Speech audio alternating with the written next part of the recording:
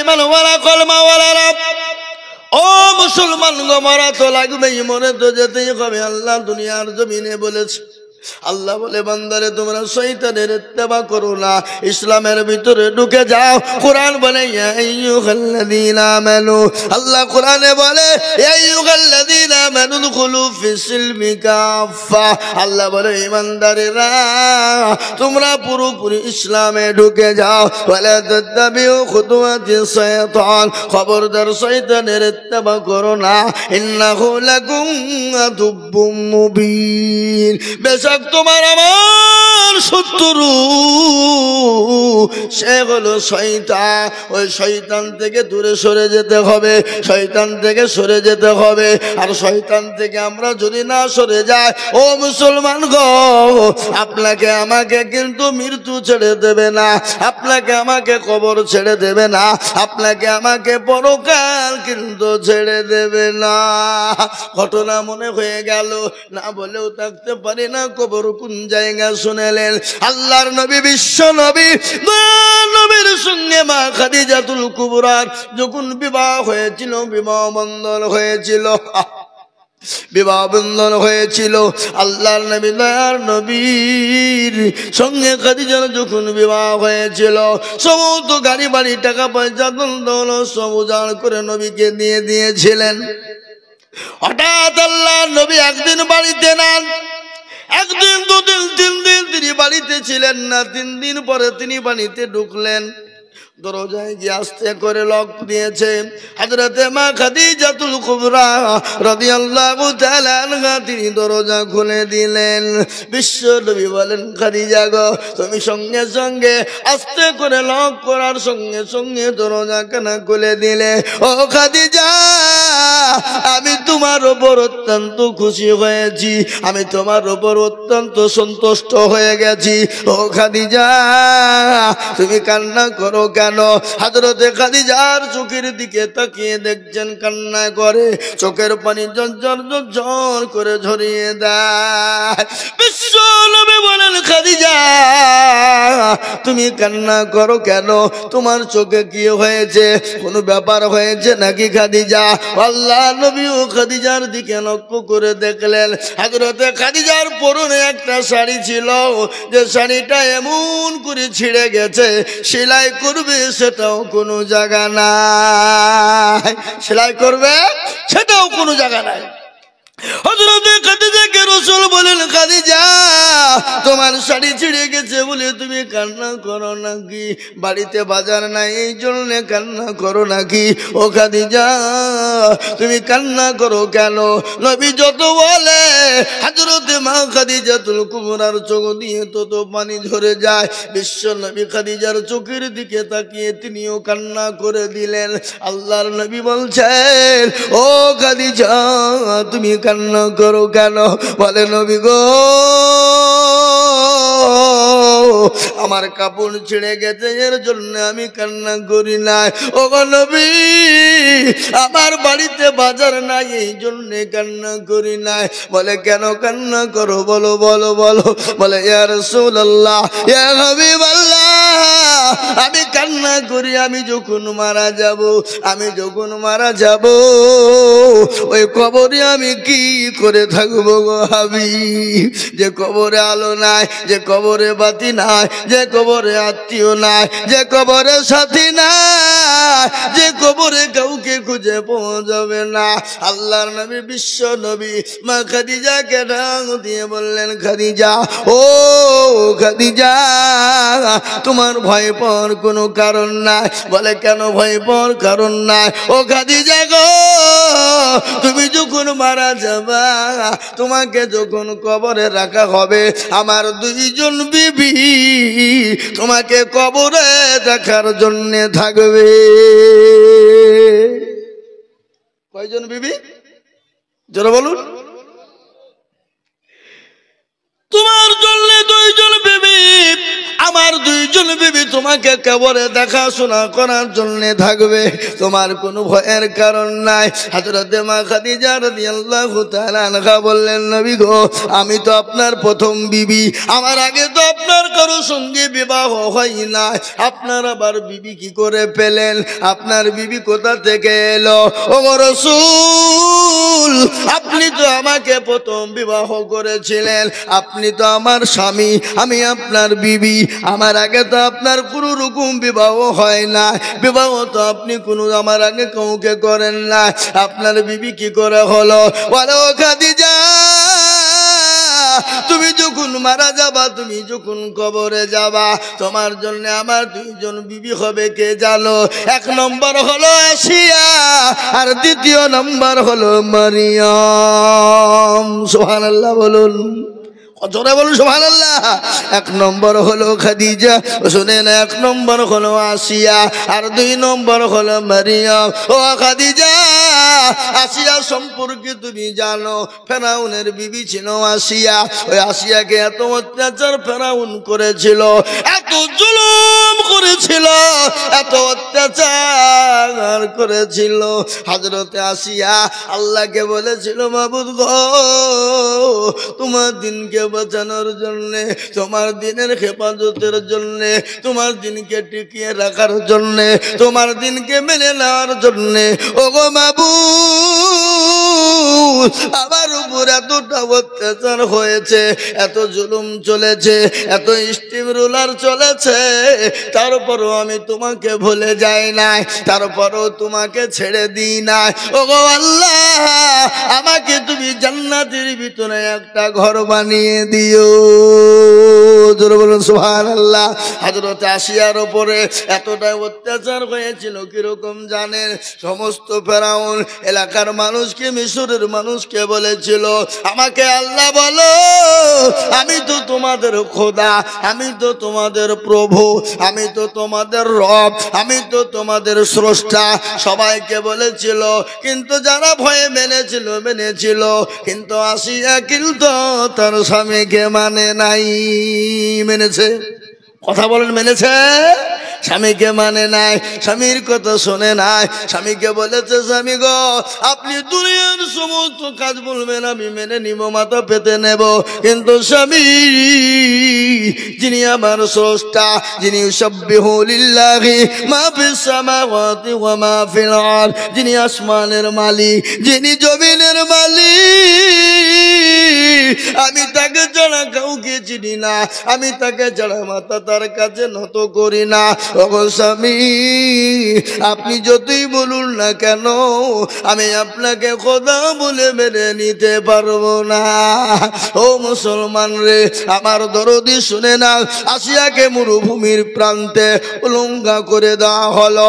ফেরাউন বলল, জল্লাদের দলেরা, আমার বিবি আসিয়াকে মরুভূমির প্রান্তে নিয়ে যাও, উলঙ্গা করে দাও, কাপড় বেলা খুলে ফেলে দাও, প্যারা খানো, প্যারা কাঠের ওপর, তক্তার উপর প্যারা খানো। আনার পরে নারী আমার বিবি আসিয়াকে প্যারাকের ওপরে শুইয়ে দাও, বুকের ওপর পাথর চালিয়ে দাও। ও যতক্ষণ পর্যন্ত আমাকে খোদা না বলবে, আমাকে প্রভু না বলবে, ততক্ষণ পর্যন্ত বেদম পিটুনি শুরু করে দাও। মর্মান্তিক ঘটনা, হযরত আসিয়াকে মরুভূমির প্রান্তে নিয়ে যাওয়া হলো, উলঙ্গা করে দেওয়া হলো। উলঙ্গা করে দিয়ে নারী দেহ নরম দেহ, নারী দেহ নরম দেহ, প্যারাকের উপর যখন শুইয়ে দেওয়া হলো, রে বাবা, প্যারাকানা টুকটুক করে শরীরের ভিতরে ঢুকে ক্ষত বিক্ষত হয়ে রক্ত শরীর দিয়ে জমিনের মধ্যে পড়ে লাল হয়ে যায়। আল্লাহ বলেন, ফেরেশতা, আমি সহ্য করতে পারি না। আমার আসিয়া দুনিয়া থেকে যাওয়ার আগে তাকে জান্নাতের সুখবরি তাকে চোখে তুমি দেখিয়ে দাও। সুবহানাল্লাহ। ও আমার খাদিজা, ওই আসিয়া আমার জান্নাতে আমার বিবি হবে, এক নম্বর হলো। দ্বিতীয় নম্বর, মরিয়ম কি করে বিবি হবে? ও নবী গো, মরিয়ম আপনার বিবি কি করে হবে? বলে, ও আমার খাদিজা, আমি তোমাকে এতটা ভালোবাসি, এত মহব্বত করি, এত ভালোবাসি কেন খাদিজা? আমাকে বিবাহ করার জন্যে, আমাকে পাওয়ার জন্যে 1 নয় 2 নয় 3 নয়, তুমি 40 মণ স্বর্ণ আমাকে বিলিয়ে দিয়েছ। আমাকে একটা দিনের জন্য বলিনি স্বামী গো, আপনি 40 মণ স্বর্ণ কি করলেন? ওগো আমার স্বামী, আমি যে আপনাকে গাড়ি বাড়ি, খাদিজাকে বললেন খাদিজা আমাকে গাড়ি বাড়ি ধন সম্পদ সব কিছু দিয়ে দিলে, আমি কোন পথে খরচ করলাম, কি করলাম একটা দিনের জন্য তুমি জিজ্ঞাসা করনি? আল্লাহু আকবার। আল্লাহর নবীর বিবি খাদিজা বলেন ইয়া রাসূলুল্লাহ, ওগো আল্লাহর হাবিব, ওগো দয়ার নবী,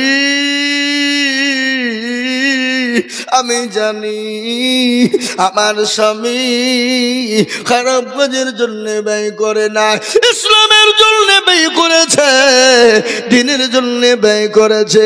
ওগো খাদিজা, এত সম্পদ নিয়ে তুমি আমাকে বিয়ে করলে, আমি কোনোদিনও তোমাকে বাজার করে এনে দিতে পারিনি, কোনোদিন একটা কাপড় এনে দিতে পারিনি, এর জন্য কোনোদিনও তুমি দুঃখ করো না, আজকে কান্না করো। আল্লাহর নবী বললে, ও খাদিজা তুমি কান্না থামিয়ে দাও, তোমার জন্য তোমার সঙ্গী 2 জন আমার বিবি থাকবে, একজন হলো হযরতে আসিয়া, 2 নম্বর হলো হযরতে মারিয়াম। খাদিজা বললেন নবী গো, খাদিজা তো হবে, কিন্তু মারিয়াম কি করে হলো? বলে ওগো খাদিজা শোনো, মারিয়াম তার তো স্বামী ছিল না। ও খাদিজা শুনে নাও, তার তো স্বামী ছিল না, তার স্বামী বিগিন আমার আল্লাহ একটা সন্তান দিয়েছিল, তার সন্তানের নাম ছিল ইসমাঈল আলাইহিস সালাম। তিনিও একজন নবী, তিনি ঈসা আলাইহিস সালাম, তিনি তো একজন নবী। ও মুসলমান দরদি আল্লাহ ওয়ালা, তার সঙ্গে আমার আল্লাহ জান্নাতের ভিতরে সুন্দর করে 2 জনের সঙ্গে বিবাহ দেবে। তারপরেও খাদিজার কান্না থামে না। খাদিজাকে বলেন খাদিজা চুপ, তুমি চুপ করো, তোমার কান্না আমি সহ্য করতে পারি না। ও খাদিজা গো, তুমি কান্না করো কেন? ইয়া রাসূলুল্লাহ, আমি কান্না করি কেন? আমার বারংবার কবরের কাছে ভয় লাগে, কবর যে বড় কঠিন। দুনিয়ার জমিনে এত জায়গা, এত গাড়ি, এত বাড়ি, এত মানুষের জায়গা সমাগম, তো মন ভরে না, কিন্তু কবরে তো কিছু পাবো না। ওগো নবী গো, আমি যখন মারা যাব, আপনি দয়া করে আপনার জুব্বা মুবারক কানা দিয়ে আপনি আমার লাশটা আপনি কোন ঢেকে দেবেন, 1 নম্বর। 2 নম্বর হলো নবী গো, আপনি আমাকে নিজে হাতে কাপড় আপনি দাফন করবেন।